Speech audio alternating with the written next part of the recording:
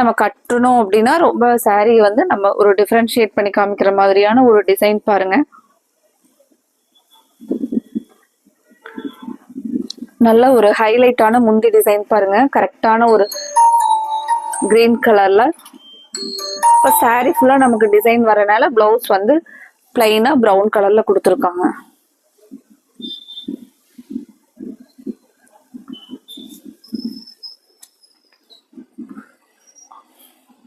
அடுத்த ஒரு கலருமே பாருங்க.